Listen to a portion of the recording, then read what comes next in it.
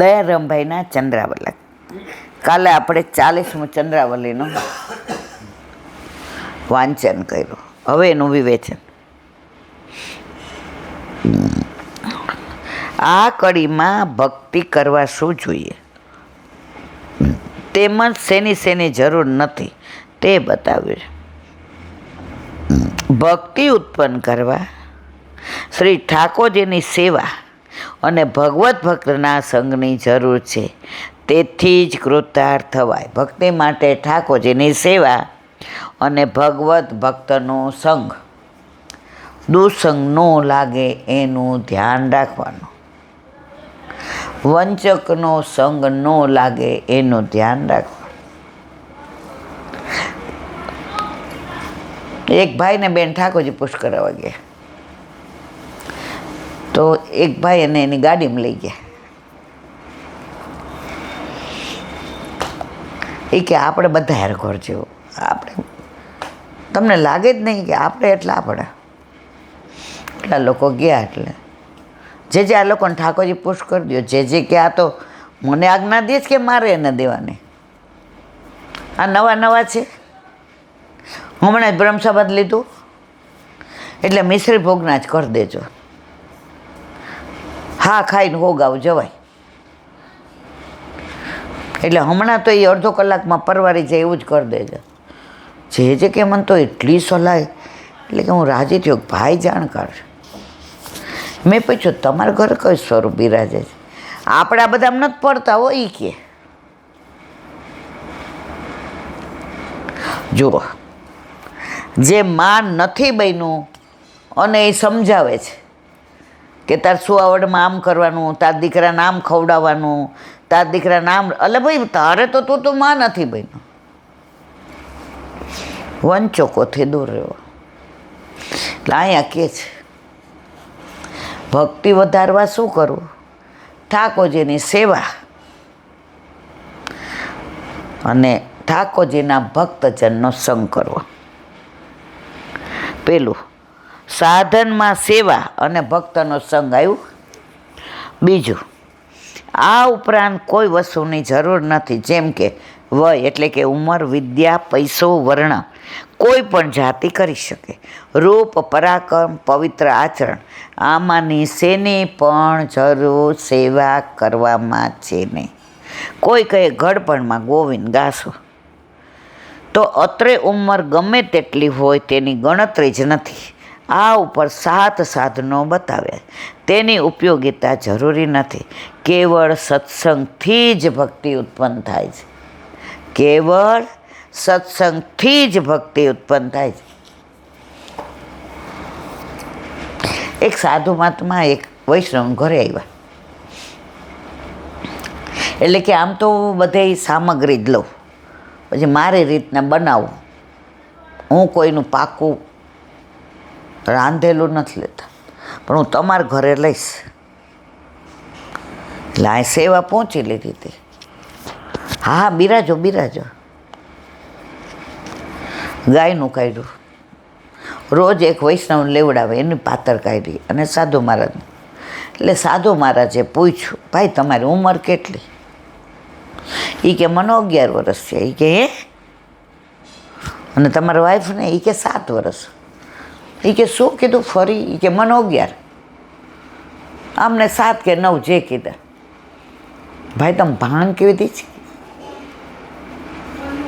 શેનો નશો છે? હવે આ પાતર ઉપર હમણાં નહીં હાથ. તમે શું કહેવા માંગો છો? આ અડધા તમારા ધોળા દેખાય છે.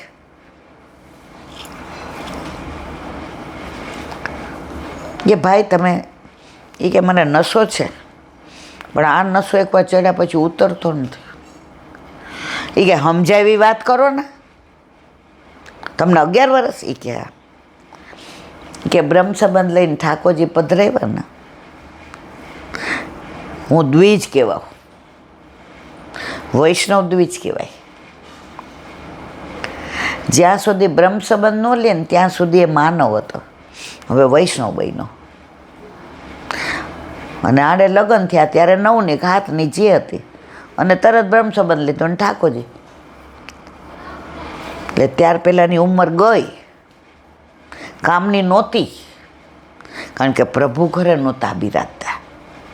સંત મહાત્મા કહે આવા ઘરે પ્રસાદ નસીબ એને મળે, આ પ્રભુનું અધરામૃત.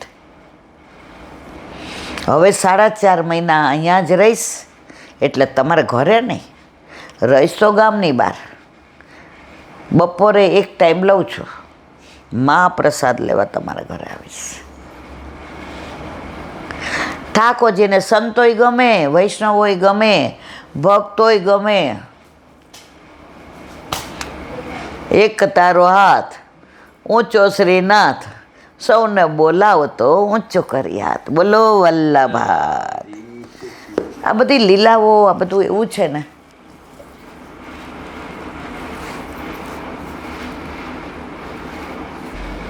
વલ્લભાધીશ. સુબોધિનીજીનું પાન વલ્લભ કરાવે તો થાય, આને સ્પર્શ કરો, આપણા બસની વાત. ગઈકાલે આપણે અર્જુનની મુક્તિનું અનુસંધાન કર્યું, આજે પાંડવોનો મોક્ષ. આ પ્રમાણે અર્જુનની કૃતાર્થતાનું નિરૂપણ કરીને રાજા યુધિષ્ઠિરની કૃતાર્થતા કહેવા માટે તેમનો નિશ્ચય કહે છે. નિશમ્ય ભગવન માર્ગે સંસ્થામ યદુકુલસ્ય ચ સ્વપથાય મતિચક્રે નિવૃત્તાત્મા યુધિષ્ઠિર. અર્થ, ભગવાનના માર્ગને અને યાદવ કુળના નાશને જાણીને દ્રઢ અંતઃકરણવાળા યુધિષ્ઠિરે દેવ માર્ગે જવાનો વિચાર. હવે ભગવાન સ્વધામ ગયા પછી આપણે ભૂતલ પર રહેવાની કોઈ જરૂર નથી. આ તો ત્રેતાયુગની વાત છે, પણ અત્યારે આપણા વખતની જ વાત જુઓ. ગોકુળનાથજી સ્વધામ પધાર્યા, 78 એમના ભક્તો ત્યાં ને ત્યાં લીલામ પહોંચી ગયા. ગોસાઈજી ગોવિંદ સ્વામીને સહદેવે લઈ ગયા. ચત્રભૂતદાસ, ચિત્ત સ્વામી બધા ત્યાં ત્યાં લીલામ પહોંચી ગયા. તો આ કંઈક હજારો વર્ષો પહેલાંની વાત નથી, હમણાંની જ છે. પ્રેમ છે ત્યાં બધું છે. પુષ્ટિ માર્ગ પ્રેમનો છે. આમ કરવું જોઈએ, આમ ના કરાય, આટલું જ જોઈએ, આ ટાઈમે કરવું, આ ના. યથા દેહે તથા દેવે. સુબોધી. નિસમ્ય ભગવાન માર્ગ, ભગવાનના માર્ગોને જાણીને, એટલે કે ભગવાન વૈકુંઠ પધાર્યા છે એમ જાણીને, અને યદુકુલસ્ય યાદવ કુળનું સંસ્થા મૃત્યુ સર્વનાશ થયેલો જાણી સ્વપથાય દેવ માર્ગ નિવૃત્તાત્મા દ્રઢ અંતઃકરણવાળા યુધિષ્ઠિરે પણ જવાનો વિચાર કર્યો. ક્યાં વિચાર કર્યો જવાનો? દેવ માર્ગે. ક્રમપૂર્વક બધાની મુક્તિ કહેવા માટે હવે કુંતીજીની મુક્તિ કહે છે. પૃથ્થાત શ્રુત્ય ધનંજયોદિતમ નાસમ યદુનામ ભગવદ્ગતિતામ એકાંત ભક્તા ભગવત્ય ઘોક્ષજે નિવેશિતાત્મ પરરામ સંસ્કૃતે. અર્થ, અર્જુને કહેલો યાદવ કુળનો નાશ સાંભળીને તેમજ ભગવાન વૈકુંઠ પધારી ગયા છે તે જાણીને કુંતીજીએ અધોક્ષજ ભગવાનમાં એકાંતિક ભક્તિ દ્વારા આત્માને પ્રવેશ કરાવ્યો, જેથી એમના સાંસારિક બધા બંધન છૂટી ગયા. એ પણ ત્યાં લીલામાં પહોંચી ગયા. સુબોધિનીજી. ક્રમથી મુક્તિ કહેવા માટે હવે કુંતીજીની મુક્તિ કહે છે. અર્જુને કહેલી વાર્તા સાંભળી કુંતીજીએ ભગવાનમાં ચિત્ત જોડી દીધું. પરમ પ્રેમથી આવિર્ભાવ થયેલા ભગવાનમાં સાયુજ્ય પ્રાપ્ત કર્યું, દેહનો ત્યાગ કર્યો, એવો એનો અર્થ થાય છે. કુંતીજી પણ મુક્ત થયા.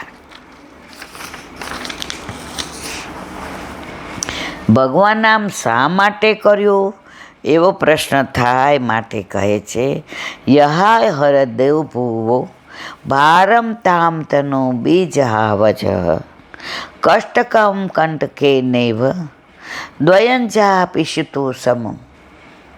અર્થ, જેમ કાંટાથી કાંટો કાઢી પછી કાંટાને ફેંકી દે, તેમ અજમ્મા ભગવાને જે શરીર ધારણ કરી ભૂમિનો ભાર દૂર કર્યો તે શરીરનો ત્યાગ કર્યો, કારણ કે ભારરૂપ શરીર અને યાદવરૂપ શરીર એ બંને ભગવાનની દૃષ્ટિમાં એક જ હતા.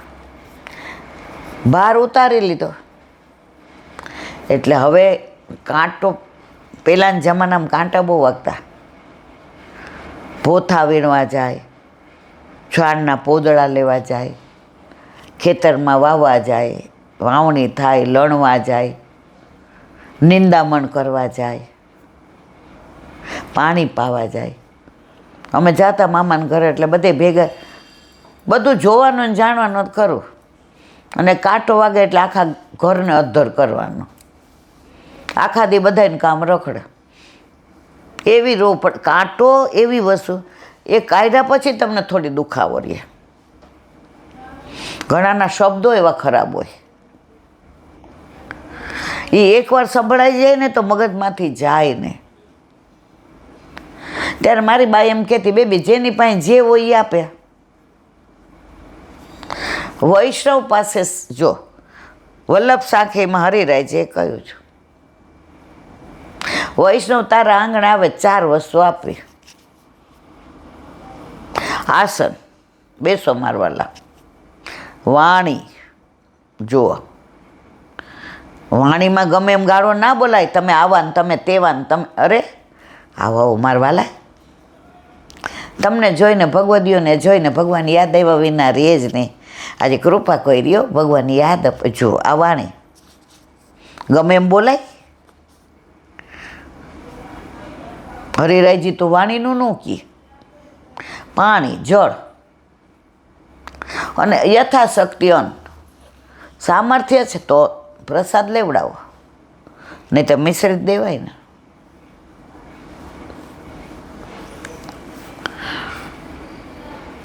તો કાંટો ને તમે કાઢો ને, એ કાંટાથી જ નીકળે.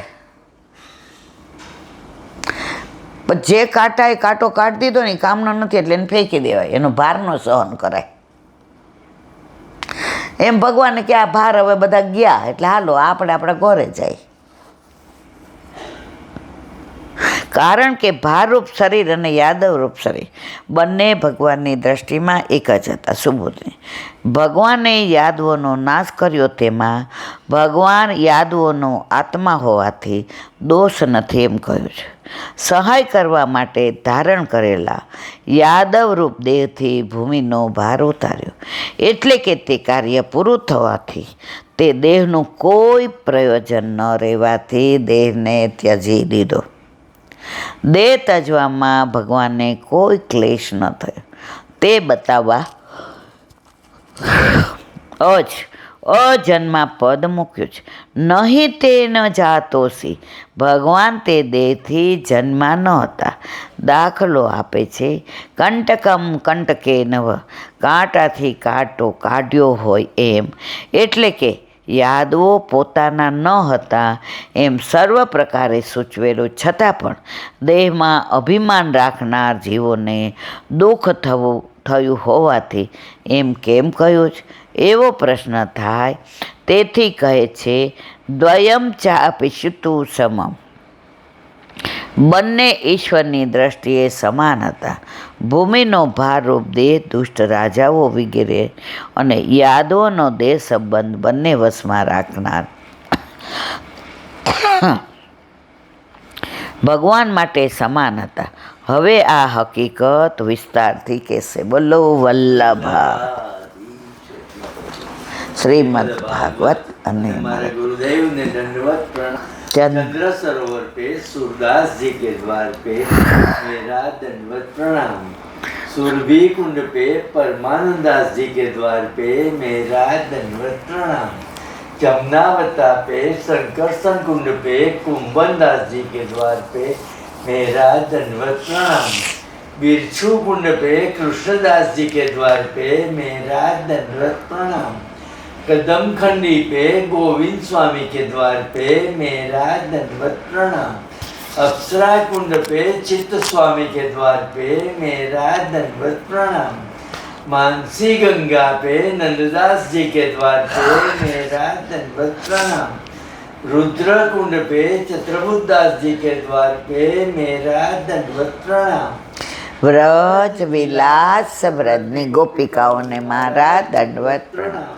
હે વલ્લભ, સવારથી અત્યાર સુધી સેવા સ્મરણ સત્સંગ જે પણ તે કરાવ્યું તે તારા ચરણારવિંદમાં સમર્પણ કરું છું. ભૂલ અપરાધ થઈ હોય તો ક્ષમા કરશો. બોલો વલ્લભાધીશ કી જય. દ્રઢ ચરણ કેરો ભરોસો ચરણ કેરો શ્રી વલ્લભ ચંદ્ર છટા બિન સબ જુગ માય અંધેરો ભરોસો દ્રઢ ચરણ કેરો સાધન और नहीं आ कली में जासोय